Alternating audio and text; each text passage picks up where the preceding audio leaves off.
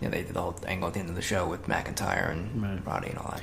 So on this week's episode, we're just freeballing the whole thing, right? Yeah. Do you want to talk about? You had texted me the other day about the PWI 500. That's son of a monkey. I was just about to bring that up. And too. You sent me the top 10. Yeah, I got it. So I haven't looked at the whole 500, but I looked at the top 10.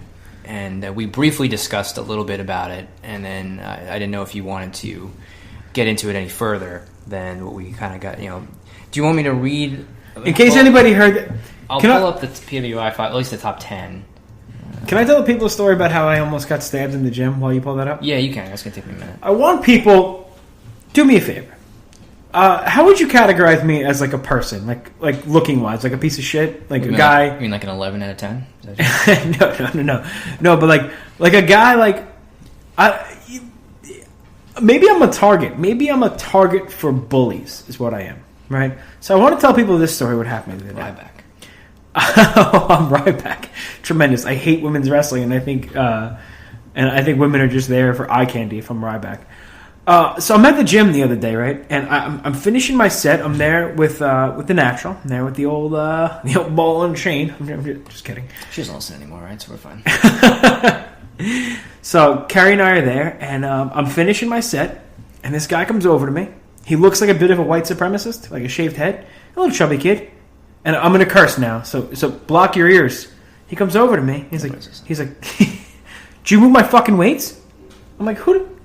I actually LOL'd, and I was like, "I'm sorry, like what?" He's like, "Did you move my weights?" I was like, "No." I'm like, "Dude, I literally had just did 4 sets on this bench, and there was nobody there. There were weights on the side of the bench, but there was nobody at the gym."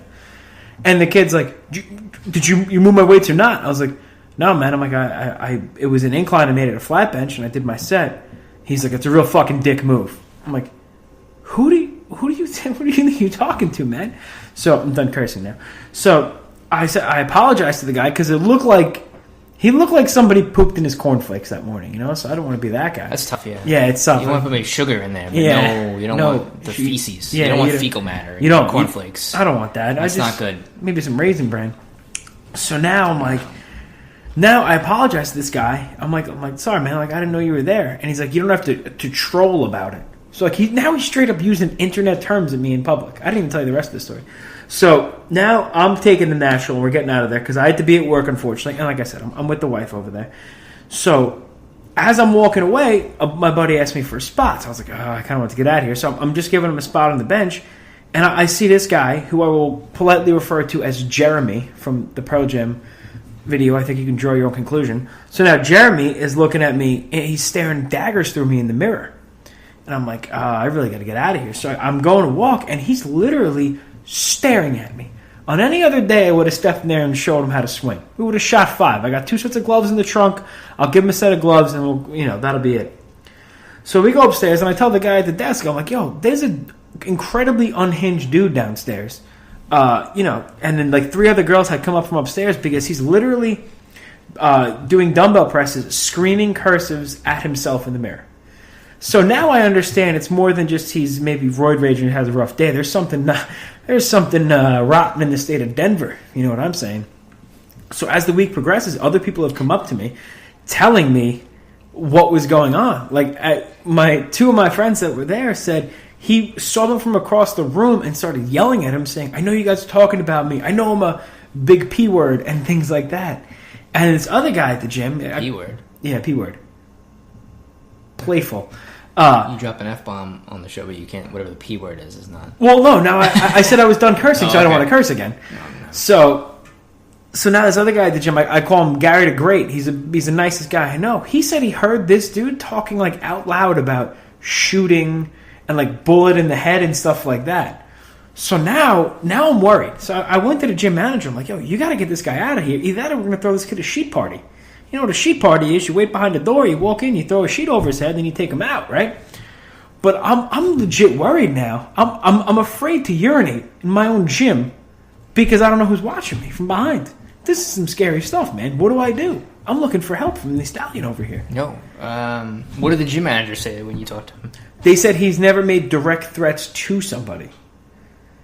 If you're standing there benching, talking about bullet in the head in 3 weeks, 6 months, 3 weeks, bullet in the head, I'm worried. Okay, I don't want to die. And then there's other. I was talking to the guy at the gym. He's like, you're screwed, man. You're on his radar. I'm like, I think this is the guy from Billy Madison. I hope he crosses me off the list at some point. I don't know. What do I do, man? I don't know. I mean, I guess you just see next time you go to the gym, if he's there, and then if anything happens from there, then I would just go back to the gym manager and be like, listen, like we talked about this guy last time. Like he's here again. He's really like, he's scaring people, harassing me basically at the gym. He's just causing issues for other people. He's causing issues. I can't feel comfortable working out here. Like if you don't do something about this guy, I'm just going to quit the gym and go somewhere else. And that's basically what I would. And then see if he does anything. And if he doesn't, then I'd probably end up, if the guy ends up approaching you or, I'm swinging on threatening you or something because he always wears a hoodie. I don't know what's under the hoodie either. Yeah, guy could be packing. I would let the cops know too. I mean, just be like, terroristic threats. The cops are right there. Yeah, this guy's threatening people. He's running around like a crazy person. Like he seems like he needs help. I told the gym manager, and he's not really doing anything about it. And I don't feel comfortable going to this gym. She's not really doing anything about it. Yeah, gym manager is a woman. Yeah. Probably should have mentioned that earlier. I didn't think that was, But either way. Well, I don't know what she identifies as. I don't want to characterize. Okay, all right, that's anymore. fair. Yeah, so that's probably what I would do. And then if you feel to the point where the guy's really causing a ruckus or he's going to be a threat, then you let the cops know. Like, listen, this guy's a nutcase and he's walking around. He's threatening me. He's getting into people's business. He's clearly got a problem. Gym manager's not doing anything about it. I don't know what to do here, but I don't feel safe in this gym, and other people around me don't feel safe. I got my fiance here with me. Like, I really don't want this guy around anywhere. So either I'm going to quit this gym and go somewhere else. But we got to lock this guy up. Yeah. See now, what if let's say he gets too close to the old enforcer? I swing on him. I take him out, right? And then turns out there's something wrong with him mentally, and I'm the bad guy. Yeah. What do I do in this situation? Well, if this guy's really like Steve Buscemi, then I wouldn't be doing that. I don't know, man. I'm worried. My luck, he's one of our 3 listeners. He's listening to the show right now, right? That'd be awesome. If that's the case, Jeremy, love you. Jeremy's spoken, my friend. Yeah, he's going to speak at the gym today. You know what I'm saying? Anybody who gets that reference, kudos to you. So that's my gym story. So if the Enforcer's not here next week on the All Night Long Wrestling Podcast, just know that it didn't go too well for me. I hope I'm here. Yeah, I think we all. I was telling Jimmy if that happens, I would be like ghost tight, right? I'd be like, I'm trying to get a pump at the gym, and I get murked at the gym. Like it's like I'm hanging out in Gordon Heights, trying to get my lift on, trying to do some buys and tries, man. That would suck. Anyway, get back to the list. So you pulled the list up. I did. Why don't you go through it? Want me to read it? I'll read the list off. Put words to the numbers. All right. So to note what the list is, it's PWI 500 ranks the top 500 wrestlers, male wrestlers. They also do a separate list for the women wrestlers. I think they do a top 50 or 100. I don't remember. What if they don't identify as either gender? Why do you keep going back to that? I feel like because I saw something on that today and it made me think. So because when you greet somebody, you say hello, sir, or hello, miss. It's like, what if I misidentify? I'll wait for them to correct me then. Yeah, I had a big discussion about this, and I read an article, and I'm really read confused. An article? Yeah, I read it on a zine. I don't know. I think it was BuzzFeed. A magazine? No, it's like a zine you pass around, like a magazine. Like if I'm at the dentist and I'm waiting to get called in for my cleaning, and I'm reading a magazine. Is that what kids call it? Zines? Is magazine too long of a word? People say now. Zine. I think they say ooks. I'm gonna read an ook because I can't say book. Too long of a word. You want me to read the list now? Okay. So the period of time that this list is compiled from is, I think it's July to July. So it's July 2016 to July 2017. I'm not sure if it's mid-month to mid-month or whatever it is. But that's about the time period, just to get a feel for it. So it's not just like 2016 or 2017. It's mid-2016, about July, to mid-2017 July. So the top 10 wrestlers that were named in order were... Number 1 was Okada. Number 2, AJ Styles. Number 3, Kevin Owens. Number 4, Roman Reigns. Number 5, Kenny Omega. Number 6, Shinsuke Nakamura. Number 7, Dean Ambrose. Number 8, Samoa Joe. Number 9, Bobby Roode. And number 10 is The Miz. So that's the top 10 in the PWI 500 on the list. Now, what is the grading scale? What do they grade them on? Match quality, superstardom? No, I think this is a kayfabe list. So what I mean by that is it's wins and losses. Tremendous terminology. Yeah, it's wins and losses, and I would think achievements in ring over the course of those 12 months. So it's not like who had better quality matches per se, or who's a better in-ring promo or whatever. It's how many matches did you win? Did you win on pay-per-view? Did you win titles? Did you defend titles? How long did you hold them? That type of thing. So that's what my understanding of how the list is put together, which is probably why, I'll just throw a couple of examples, right? So Okada was the champion, the IWGP Heavyweight Champion for most of that year, if not the whole thing. I have to look at when his title reign started, but he's been the champion for the bulk of that time, if not the entire full year. I think he won in September. I could be wrong. So just shy of 10 of the 12 months of the year. Yeah. Right. So he was the champion for that long, and obviously he wins most of his matches. He doesn't get pinned a lot. AJ Styles, again, if you look at him, he came into the WWE at the Rumble in 2016, right? So we're looking at by mid 2016 of last year, he was beating John Cena, and then he was WWE champion all the way up until this January of 2017, and then he beat Shane McMahon at WrestleMania, and he since won the U.S. title a couple of times in the middle of the summer from there. Okay. So that's him. Owens had that 6-month reign as Universal Champion on Raw, so that's his situation. Reigns, we can go through all that stuff with him. We know the deal with him. Omega, same deal, right? He won the G1 last August, had a title shot in January, won the U.S. New Japan United States title this summer.